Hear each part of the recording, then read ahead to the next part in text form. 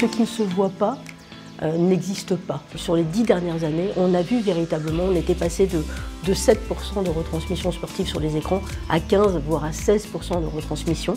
Donc c'était une vraie croissance.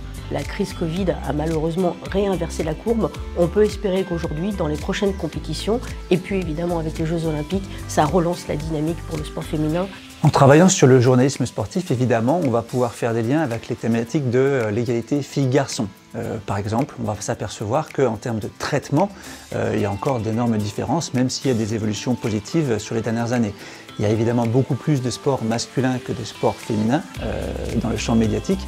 Et puis, parfois, il y a encore des stéréotypes qui peuvent être véhiculés par certains journalistes lorsqu'ils traitent du sport féminin. Sur un autre aspect, on va s'apercevoir aussi qu'il y a beaucoup plus, encore aujourd'hui, de journalistes sportifs que de journalistes sportifs. La représentation, elle est essentielle, peut-être un chiffre.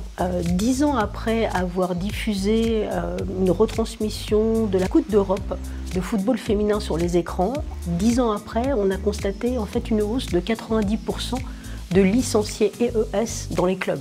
Donc on voit bien que parce que les petites filles, les femmes dans leur ensemble, voient la pratique du sport par les femmes, qu'elles se donnent la possibilité de le pratiquer elles-mêmes. Travailler sur le journalisme sportif avec des élèves, même très jeunes, c'est extrêmement intéressant à plusieurs niveaux. C'est très attractif pour les élèves de se mettre à la place de journalistes. Ils vont être très engagés dans l'activité. Ça va permettre de travailler sur plein d'aspects, le développement du langage et évidemment le développement de l'esprit critique. Et puis sur cette thématique-là, on va pouvoir aussi travailler sur la question du gommage des stéréotypes de genre. La parité est indispensable. Les filles doivent être aux côtés des garçons et non pas à côté.